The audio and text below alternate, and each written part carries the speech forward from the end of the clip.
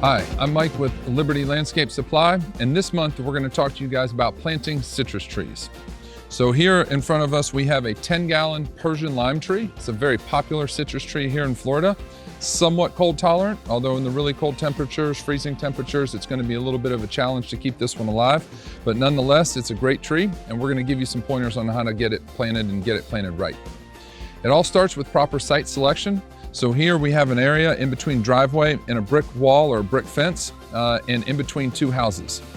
We want an area where the tree can get plenty of water. So this area is serviced by irrigation, but it doesn't like too much water, so it doesn't like standing water. We need a well-drained area. And we've chosen an area where there's a little bit of a depression in the ground. So we're going to take extra caution to plant this tree just above the grade to ensure that it doesn't end up sitting in a pool of water after a heavy rain or after the irrigation. We've got plenty of sun. We've got at least 12 hours of sun as the sun comes up from this side and sets over on the side of the other house. And the more sun, the better and the bigger fruit that you're going to end up with when it comes time to harvest. Okay, we've dug a hole about 1.5 to 2 times as wide as the pot. And we're a little bit shallower than we might typically dig the hole because, again, with citrus, we want to make sure that it is in a well-drained area. So we're going to plant this tree up a little bit. It's hard to tell from your vantage point, but this hole sits in a little bit of a valley in the yard, and we want to make sure that if water does pool up in this area, that it's not going to soak the roots and put them in a position where they may get fungus or bacteria infections. So next, we're going to remove the tree from the pot. We're going to inspect for any circling roots, and I'll show you if we find any, and then we're going to get the tree planted. But one last tip, pro tip, before we do that, actually 2 last pro tips. One, just like our other tree plantings, we put the dirt right next to the hole, which is going to make it a lot easier when we need to fill the hole back in and plant the native soil around the tree. Second pro tip is usually when you are bringing this tree home, you're laying it down in the back of a truck or the back seat of an SUV or your car, and a lot of the soil that's on the top of the root ball will fall out of the pot.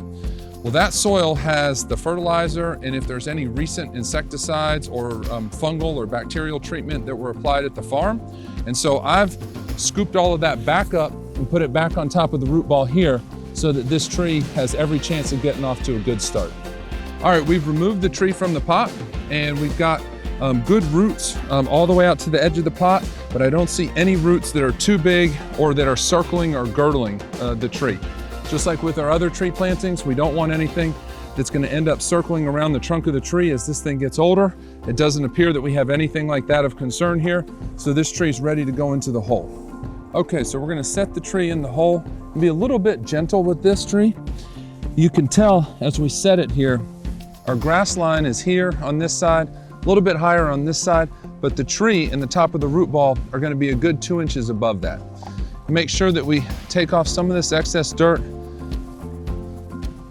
so that we can see just the top of the root ball, some of the surface roots.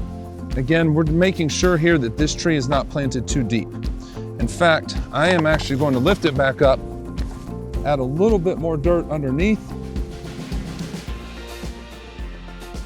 Always safer to plant your tree a little high rather than a little low.